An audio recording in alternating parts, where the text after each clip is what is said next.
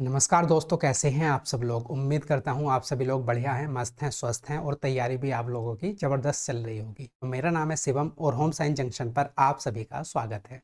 तो आज की क्लास में हम DET प्लस में टीजीटी कंप्यूटर साइंस का पेपर करने वाले हैं। इसके जनरल पेपर के मैथ्स के हमने 10 क्वेश्चन कर लिए थे कल की क्लास में। 10 क्वेश्चन और बचे हुए हैं, उसे हम आज की क्लास में कंप्लीट कर लेंगे। और जब ये 10 क्वेश्चन हो जाएंगे तो हमारे जो है 2023 के पेपर भी कंप्लीट हो जाएंगे। सबसे पहले हमने DET प्लस के 2024 वाले पेपर किए, मैथ्स और रीजनिंग वाले पार्ट को। और उसके बाद फिर हमने 2023 के पेपर किए जो आज कंप्लीट हो जाएंगे। इसके बाद हम 2022 में जो भी DET प्लस के एग्जाम हुए हैं उसके जनरल सेक्शन के मैथ और रीजनिंग वाले पार्ट्स को कवर करेंगे। तो चलिए आज की अपनी क्लास को करते हैं start. Question number 11। Question number 11 है भाई, एक मोटरबोट 24 किलोमीटर धारा के विपरीत दिशा में जाती है और कुल 1 घंटे 48 मिनट में प्रारंभिक बिंदु पर वापस आती है। धारा 3 किलोमीटर प्रति घंटा की गति से बह रही है। तो 38.4 किलोमीटर धारा के विपरीत दिशा में और 42 किलोमीटर धारा के अनुकूल दिशा में जाने में कितना समय लगेगा, यह आपको बताना है। तो हमें जो धारा की गति दे रखी है वो कितनी दे रखी है, 3 किलोमीटर प्रति घंटा। हमें किसकी गति निकालनी है, सबसे पहले हमारा काम क्या होना चाहिए, हमें जो है नाव की गति निकालनी है, बोट की स्पीड निकालनी है। तो भाई 24 किलोमीटर धारा के विपरीत जाता है और फिर जो है प्रारंभिक बिंदु पर वापस आ जाता है। तो कहने का मतलब ये है 24 किलोमीटर कोई व्यक्ति गया, उसके बाद वापस उसी बिंदु पर आ गया और इस पूरी जर्नी में 24 किलोमीटर जाने में और 24 किलोमीटर आने में कितना हो गया, 48 किलोमीटर। 48 किलोमीटर की टोटल जर्नी में उसे कितना समय लगा, 1 घंटा 48 मिनट। तो सबसे पहले 24 किलोमीटर धारा के विपरीत, तो हम मान लेते हैं नाव की गति कितनी है, बोट की स्पीड कितनी है भाई, x किलोमीटर प्रति घंटा। और जो आपकी जो धारा है, धारा की गति कितनी दे रखी है, 3 किलोमीटर प्रति घंटा, ये आपको दे रखी है। तो क्योंकि विपरीत जा रहे हैं तो बोट की स्पीड में से धारा की स्पीड माइनस हो जाएगी, तो क्या हो जाएगा, x माइनस के 3 प्लस जब वापस आता है तो वो धारा की दिशा में आएगा, तो ये हो जाएगा 24/x प्लस 3। और टोटल कितना समय लगा, 1 घंटा 48 मिनट। 1 घंटा 48 मिनट, जब हम 48 मिनट को भी घंटे में कन्वर्ट करेंगे तो कितना हो जाएगा, 48/60। तो 12 चौक 48, 12 पंजे 60। 5 की 1 से गुणा करोगे 5 प्लस 4 9, तो ये कितना हो जाएगा, 9/5 घंटे। तो ये बराबर हो जाएगा 9/5 के। अब आपको क्या करना है, यहाँ से x की वैल्यू निकाल लेनी है। तो सबसे पहले यहाँ से आप क्या कॉमन लोगे, 24। तो ये 24 कॉमन आ गया यहाँ से, तो ये बचा 1/x-3 प्लस 1/x+3 बराबर 9/5। अब ये 3 से 9 चला जाएगा 3 बार और 3 से 24 चला जाएगा 3 अट्ठे 24, 8 बार। तो ये हो गया भाई 8। और ब्रैकेट में ये x+3 यहाँ पर गुणा हो जाएगी, x+3 प्लस x-3 की यहाँ पर गुणा x-3। और नीचे क्या आ जाएगा, ये है एक्स ए माइनस बी और ए प्लस बी। तो ए माइनस बी और ए प्लस बी क्या होता है, ए स्क्वायर माइनस के बी स्क्वायर। तो ये हो जाएगा एक्स स्क्वायर माइनस के 9। और बराबर में क्या है, बराबर में है 3/5। अब 5 की 8 से गुणा करोगे तो ये हो जाएगा 40। और ब्रैकेट में क्या बचेगा भाई, ये देखिए -3 है, ये +3 है, ये कैंसिल आउट हो जाएंगे। तो ब्रैकेट में बचेगा 2x upon x square upon में क्या है, एक्स स्क्वायर माइनस 9 है। तो जब इस एक्स स्क्वायर माइनस 9 की इधर मल्टीप्लाई होगी 3 से, तो कितना हो जाएगा, 3x स्क्वायर माइनस के 3 की 9 से गुणा करोगे 3 नम 27। तो 40 की 2 से गुणा करोगे 80x। तो ये क्या हो जाएगा भाई, 3x स्क्वायर, 80x इधर जाके हो जाएगा माइनस का, माइनस के 80x और माइनस के है 27 बराबर 0। तो ये आगे एक आपकी quadratic equation, 3x square minus 80x minus के 27 बराबर 0, ये एक आपकी क्वाड्रेटिक इक्वेशन आ गई। इससे आपको क्या निकालना है, x की वैल्यू निकालनी है। कैसे निकालेंगे, हमें दो ऐसे फैक्टर ढूंढने हैं, 3 और 27 की गुणा करोगे 81, 27 से 81, 81 के ऐसे फैक्टर ढूंढने हैं जिनका गुणनफल तो 81 हो और जब उनको जोड़े तो जो उनका जो है योगफल आए वो क्या है, 80 आए। तो 81 से के ऐसे टुकड़े कौन से हो सकते हैं, 81 और 1, 81 और 1 ऐसे टुकड़े हैं 81 के जो गुणा करने पर तो 81 आएगा, 81 की 1 से गुणा करोगे 81, और जोड़ने पर क्या आएगा, अगर हम 81 माइनस के ले लें और प्लस का ले लें x, तो जोड़ने पर कितना आ जाएगा, 80। तो यहाँ पर भाई यही करेंगे हम काम, 3x स्क्वायर माइनस के 81x प्लस के x माइनस के 27 बराबर 0, ये हो गया। अब यहाँ से आप क्या कॉमन ले लोगे, 3x। तो ब्रैकेट में क्या बचेगा, x माइनस के 27 प्लस यहाँ से 1 कॉमन ले लोगे तो यहाँ पर बचेगा x माइनस के 27 बराबर के 0। अब यहाँ भी x माइनस 27 है, यहाँ भी x माइनस 27 है, तो यहाँ से x माइनस के 27 कॉमन आ जाएगा। तो ब्रैकेट में क्या बचेगा, 3x प्लस 1 बराबर 0। तो यहाँ से x की वैल्यू बड़ी आसानी से निकल जाएगी। हमें x की वैल्यू पॉजिटिव ही लेनी है। क्यों लेनी है भाई, कोई भी जो चाल होती है पॉजिटिव होती है, निगेटिव तो होती नहीं है, तो हमें x की वैल्यू पॉजिटिव लेनी पड़ेगी। तो ये ब्रैकेट हो जाएगा सही। x माइनस के 27 किसके बराबर रख देंगे, 0 के। तो x की वैल्यू कितनी आ जाएगी, 27 किलोमीटर प्रति घंटा। नाव की स्पीड मानी थी ना बोट की हमने x किलोमीटर प्रति घंटा, तो बोट की जो स्पीड आ गई वो कितनी आ गई, 27 किलोमीटर प्रति घंटा। और जो धारा की स्पीड हमें दे रखी है 3 किलोमीटर प्रति घंटा। तो भाई धारा की स्पीड हमें दे रखी थी 3 किलोमीटर प्रति घंटा, और जो बोट है नाव है, इसकी स्पीड हमने कितनी निकाल ली, 27 किलोमीटर प्रति घंटा। अब हमें क्या बताना है, 38.4 किलोमीटर धारा के विपरीत। तो धारा के विपरीत कितना जाना है, 38.4, और विपरीत जा रहे हैं तो 27 में से 3 माइनस कर देंगे 24, प्लस धारा की दिशा में कितना जाना है, 42 किलोमीटर। तो 42 और दिशा में जा रहे हैं तो 27 प्लस 3 30। हमें बताना है इसमें मतलब 38.4 किलोमीटर धारा के विपरीत दिशा में और 42 किलोमीटर धारा के अनुकूल दिशा में जाने में कुल कितना समय लगेगा, और ये समय बताना है हमें घंटों में। तो इसको हम सोल्व कर लेंगे, हमारे पास समय आ जाएगा। तो सबसे पहले अगर आप यहाँ पर देखो भाई, अगर किससे चला जाए, 4 से, 4 छंग 24 और 4 नम 36 बचा 2, 4 छंग 24, और 6 से चला जाएगा क्या, 6 चला जाएगा, बिल्कुल 6 ही करना, 6 बचा 3 और 6 छंग 36, कितना आ गया 1.6 घंटे। अब जब इसको सोल्व करोगे तो 3 से चला जाएगा, 3 से 10 बार, और ये 3 से 3 ही करना, 3 3 चौक 12, ये हो जाएगा 14/10। और जब ये 0 हटेगा तो यहाँ पर पॉइंट आ जाएगा। तो 1.6 घंटे ये प्लस 1.4 घंटे ये, तो कितना आ जाएगा, टोटल मिला के 3 घंटे। तो कितना समय लगेगा, टोटल 3 घंटे लगेंगे। आपका फोर्थ वाला ऑप्शन हो जाएगा करेक्ट ऑप्शन। समझ पाए होंगे। चलिए आगे बढ़ते हैं। Question number 12। क्वेश्चन नंबर 12 है भाई, 3 दोस्त 7200 रुपए की राशि को आपस में क्रम से 5:4:9 के अनुपात में बांटते हैं। यदि उनके प्रत्येक हिस्से में 400 रुपए की राशि जोड़ दी जाए तो उनके हिस्सों का नया अनुपात क्या होगा। तो 3 दोस्त हैं, उनके जो है आपस में 5:4:9 के अनुपात में राशि को बांटते हैं। तो 5x और ये है 4x और ये है 9x, है ना, इस अनुपात में बांटते हैं। और टोटल राशि है कितनी, 7200 रुपए की। तो कहने का मतलब ये है 5x plus 4x plus 9x, इस टोटल राशि की वैल्यू कितनी दे रखी है, 7200 रुपये।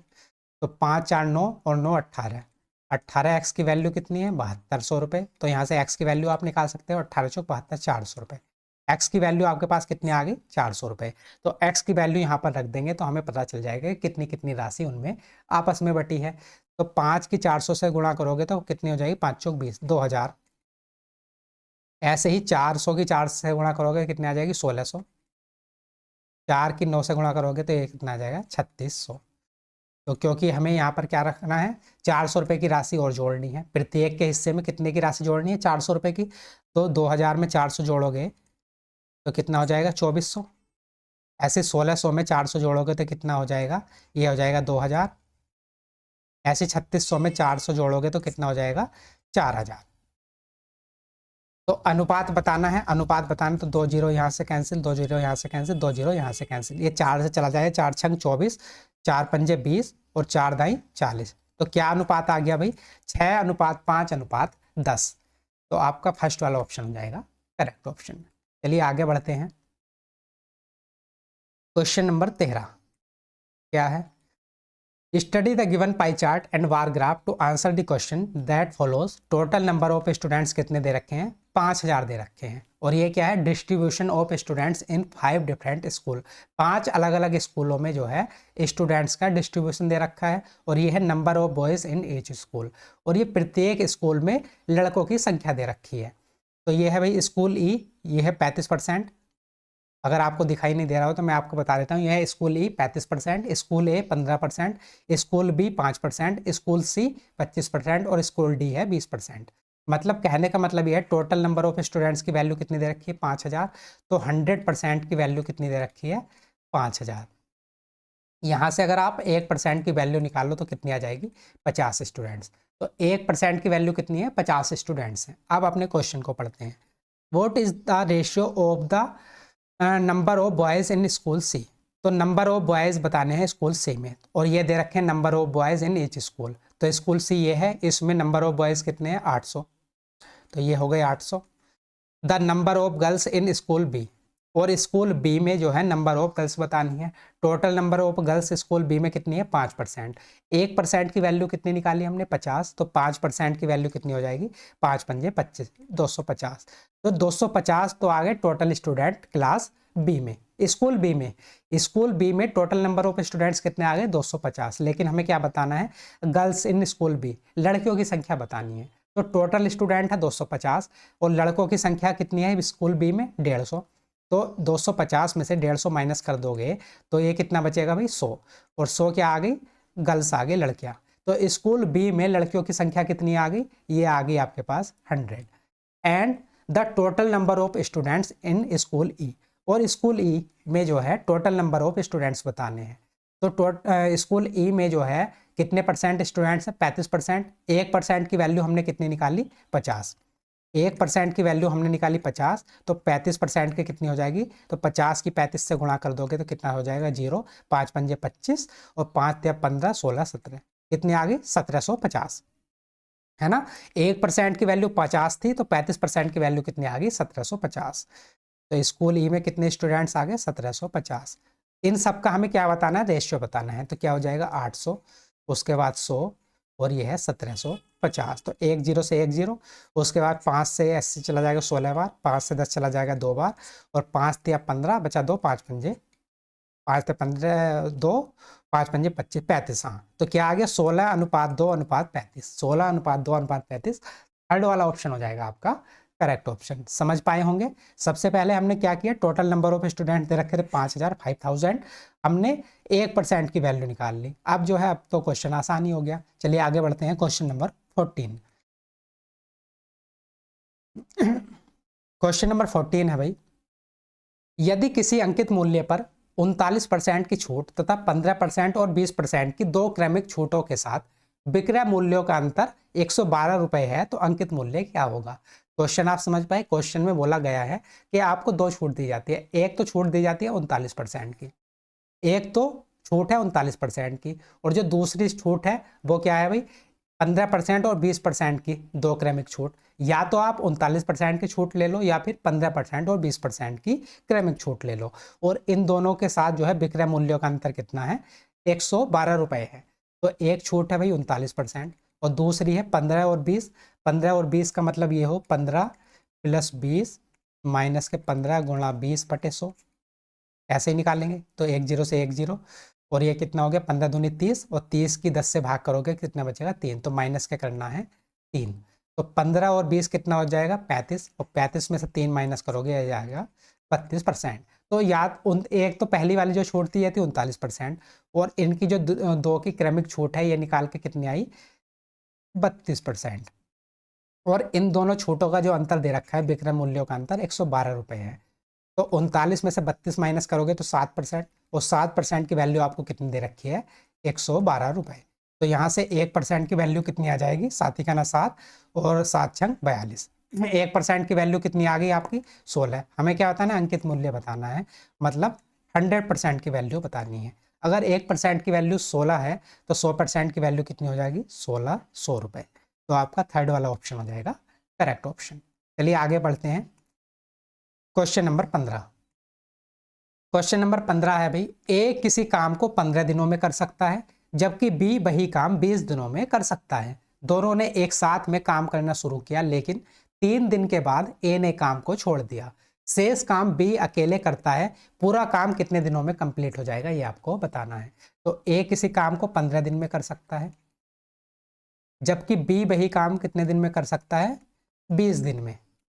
दोनों ने एक साथ में काम करना शुरू किया, लेकिन 3 दिन के बाद ए ने काम छोड़ दिया। तो सबसे पहले तो हम टोटल काम निकाल लेंगे, इनका एलसीएम लेके। तो टोटल काम कितना हो जाएगा, 60। टोटल काम आ गया 60। अब जो है ए की एफिशिएंसी कितनी आ गई, 15 चौका 60, 4 यूनिट पर डे। और बी की एफिशिएंसी कितनी आ गई, 20 या 60, 3 यूनिट पर डे। तो यहाँ से हमने जो है ए और बी की एफिशिएंसी निकाल ली है ना, उनकी क्षमताओं को निकाल लिया है। अब जो है दोनों ने काम करना साथ में शुरू किया था, लेकिन 3 दिन के बाद ए ने काम को छोड़ दिया, शेष काम बी ने अकेले किया। तो पूरा काम कितने दिनों में कंप्लीट हो जाएगा ये आपको बताना है। तो 3 दिन के बाद ए ने काम छोड़ दिया, है ना। तो अगर हम यहाँ से ए का 3 दिन का काम निकालें तो कितना हो जाएगा, 4 तिया 12, 12 काम हो जाएगा ए का 3 दिन का।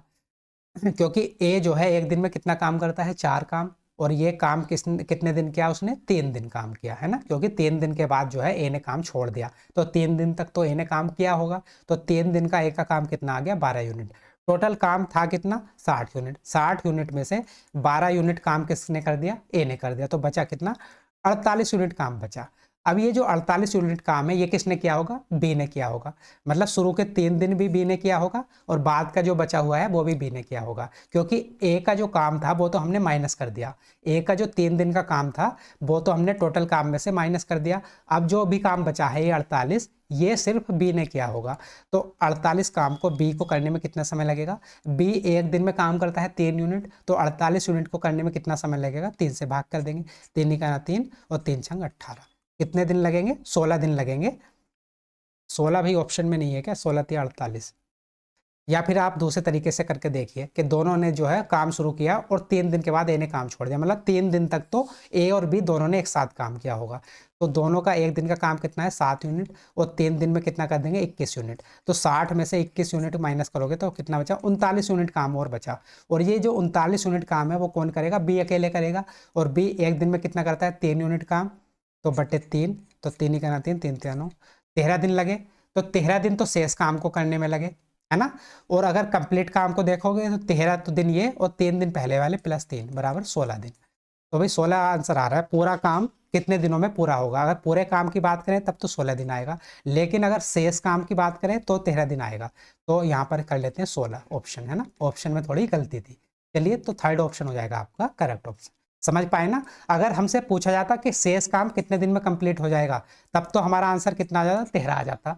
लेकिन यहाँ पर पूछा गया कि पूरा काम कितने दिनों में पूरा हो जाएगा, तब पूरा काम कंप्लीट होने में कितने दिन लगेंगे, 13 दिन तो ये, प्लस 3 दिन पहले जो दोनों ने साथ काम किया था, तो 13 प्लस 3 16 दिन।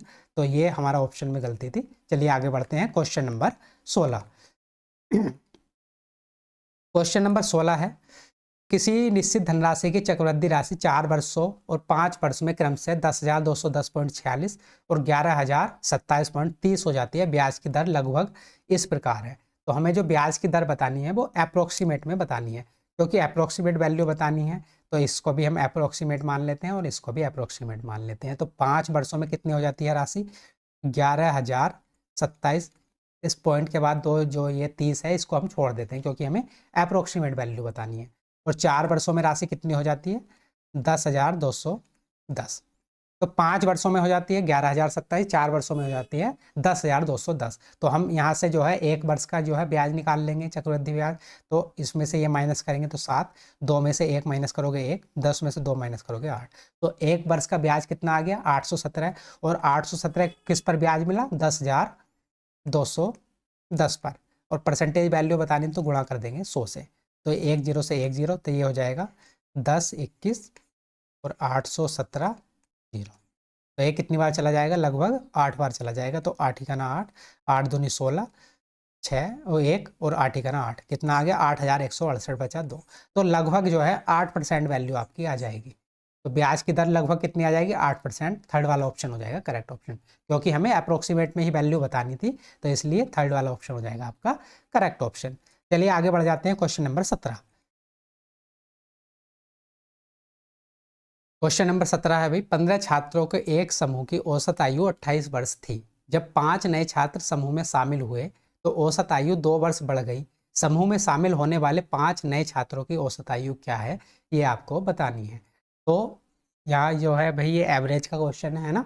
तो 15 छात्रों की औसत आयु पहले कितनी थी, 28। जब 5 नए छात्र शामिल हो गए तो औसत आयु बढ़ के कितनी हो गई, 2 वर्ष और बढ़ गई। तो पहले 28 थी तो अब कितनी हो जाएगी, 30। और पहले 15 स्टूडेंट्स थे, 5 और जुड़ गए तो कितने हो गए, टोटल 20 स्टूडेंट्स हो गए। तो हमें बताना है जो 5 नए छात्र शामिल किए हैं इनकी जो है, इस समूह की जो है औसत आयु कितनी है, ये आपको बतानी है। तो भाई औसत आयु है 30, 30 से 28 कितना कम है, 2, 2 जो है 1 स्टूडेंट्स पर कम है। तो 15 स्टूडेंट्स पर कितना कम हो जाएगा, 15 दूनी 30, 30 कम। अब ये 30 कम है तो यहाँ पर बैलेंस करना पड़ेगा +30, और +3 कितने स्टूडेंट्स पर बढ़ेगी, 5 पर, तो एक स्टूडेंट में 5 छंग 30, तो इनका जो एवरेज आ जाएगा 30 में +6 कर देंगे 36। तो जो नए 5 स्टूडेंट्स हैं उनका जो औसत आ जाएगा वो कितना आ जाएगा, 36 वर्ष आ जाएगा। थर्ड वाला ऑप्शन हो जाएगा आपका करेक्ट ऑप्शन। चलिए आगे चलते हैं क्वेश्चन नंबर 18। क्वेश्चन नंबर 18 है भाई, एक संख्या में 20% की कमी करने पर वह 360 हो जाती है, इसे कितने प्रतिशत बढ़ाया जाए कि यह 585 हो जाए। तो एक संख्या में 20% की कमी करने पर 360 हो जाती है, तो ये 360 है, ये कितने परसेंट की वैल्यू है, 80% की वैल्यू। और अगर हम संख्या निकालें तो 100% की वैल्यू निकालनी पड़ेगी। तो ये भाई 20 चौक 80 और 20 पंजे 100 और 4 नम 36 90 9 पंजे 45 450, तो वो संख्या क्या आ गई, 450 आ गई। अब हमें बताना है कि इसे कितने परसेंट बढ़ाया जाए कि यह 585 हो जाए। तो संख्या है 450 और 585 हो जाए तो कितने की वृद्धि हो जाएगी, 5 और 3 135 की वृद्धि हो जाएगी। 135 की वृद्धि करनी है किस पर, 450 पर, तो ये कितने परसेंट होगा, तो 1 0 से 1 0, 5 नम 45 और ये 5 दूनी 10, तो ये कितना हो जाएगा, 5 3 8 और 1 9, 9 से चला जाएगा, 9 1 9, 9 पंजे 45, 15 दूनी 30%। तो कितने परसेंट की वृद्धि करनी पड़ेगी, 30% की वृद्धि करनी पड़ेगी। फर्स्ट ऑप्शन हो जाएगा आपका करेक्ट ऑप्शन। क्वेश्चन नंबर 19, दिए गए पाई चार्ट का अध्ययन करें और निम्नलिखित प्रश्न का उत्तर दें। और ये दे रखा है percentage distribution of students in different engineering courses in a college. तो एक कॉलेज में जो है अलग अलग जो है इंजीनियरिंग कोर्सेज में जो है स्टूडेंट्स का डिस्ट्रीब्यूशन ये दिया हुआ है परसेंटेज में। अब हमें क्या बताना है, ECE, तो EC है, E है ये वाला, में छात्रों की संख्या, CSC है ये वाला, में छात्रों की संख्या का लगभग कितने प्रतिशत है ना। तो ECE में छात्र कितने परसेंट है, 20%, और CSC में छात्र कितने हैं, ये है 30%। तो हमें बताना है कि भाई 30% या फिर 20% है ना। तो हमें बताना है कि CSC में छात्रों की संख्या का लगभग कितने प्रतिशत है। तो हमें बताना है 20 जो है 30 का लगभग कितने परसेंट है। तो ये कितने परसेंट हो जाएगा, 66.66% है ना, 2/3 होता है 66.66%। तो ऑप्शन कौन सा हो जाएगा, फोर्थ वाला ऑप्शन हो जाएगा आपका करेक्ट ऑप्शन। इसको ऐसे भी लिख सकते हैं 67%, क्योंकि 66.66 है ना, तो इसलिए फोर्थ ऑप्शन हो जाएगा आपका करेक्ट ऑप्शन। तो बड़ा आसान सा क्वेश्चन था ये। आगे बढ़ते हैं, लास्ट क्वेश्चन है आज की क्लास का, क्वेश्चन नंबर 20। क्वेश्चन नंबर 20 है भाई, एक पाइप एक टैंक को दूसरे पाइप से दुगनी तेजी से भर सकता है। यदि दोनों पाइप मिलकर टैंक को 42 मिनट में भर सकते हैं तो धीमी गति वाला पाइप अकेले टैंक को भरने में सक्षम होगा, मतलब कितना समय लेगा। तो मान लेते हैं यह एक पाइप A और यह है एक पाइप B। तो एक पाइप एक टैंक को दूसरे पाइप से दुगनी तेजी से भर सकता है, मतलब A की अगर एफिशिएंसी 2 है तो B की कितनी है, 1 है ना, क्योंकि दुगनी तेजी से भर सकता है तो A की कार्य क्षमता है 2 गुनी और B की क्षमता है 1, तो A की कार्य क्षमता हो जाएगी 2 है ना। इस लाइन का मतलब यही है। तो A की एफिशिएंसी आ गई 2 और B की एफिशिएंसी आ गई 1। अब भाई यदि दोनों पाइप मिलकर टैंक को 42 मिनट में भर सकते हैं तो A की एफिशिएंसी कितनी है, 2, B की एफिशिएंसी कितनी है, 1, तो दोनों की मिला के एफिशिएंसी कितनी हो जाएगी, 3 यूनिट, और 3 यूनिट हो गई उनकी, और 42 मिनट में टोटल भरते हैं तो टोटल जो टैंक की क्षमता आ गई वो कितनी आ गई, 3 गुणा 42, तो 2 तिया 6 और 3 चौक 12, 126 जो है ये टैंक की कुल क्षमता आ गई। तो हमें बताना है तो धीमी गति वाला पाइप अकेले टैंक को भरने में कितनी देर लेगा। तो टैंक की क्षमता कितनी है, 121 यूनिट, और धीरे जो चलता है वो पर जो है मिनट कितने यूनिट भरता है, 1 यूनिट, तो इसे कितना समय लगेगा, बटे 1 कर देंगे तो ये लगेगा 126 मिनट्स। तो थर्ड वाला ऑप्शन हो जाएगा आपका करेक्ट ऑप्शन। समझ पाए होंगे। तो ये हमारे 20 के 20 क्वेश्चन हो गए हैं DSSB TGT कंप्यूटर साइंस के पेपर के। तो हमारे जो भी 2023 में DSSB के एग्जाम हुए थे उसके जनरल पेपर मैथ्स और रीजनिंग के सारे क्वेश्चन हमने कवर कर लिए हैं। अब जो कल से हमारी क्लास होगी उसमें 2022 में जो DSSB के एग्जाम हुए हैं उसके जनरल पेपर के मैथ्स और रीजनिंग वाले पार्ट को हम कवर करेंगे। तो चलिए मिलते हैं शाम को रीजनिंग की क्लास में। क्लास अच्छी लगी है तो लाइक करना, शेयर कर देना, और अगर आपको इस क्लास का PDF चाहिए या जितनी भी हमारी क्लासेस हुई हैं उन सब का PDF चाहिए मैथ्स और रीजनिंग के क्वेश्चन प्रीवियस ईयर, तो वो आपको मिल जाएगा telegram channel paper 1 by Shivam Chauhan पर। तो शाम को मिलते हैं रीजनिंग की क्लास में, तब तक के लिए नमस्कार, धन्यवाद।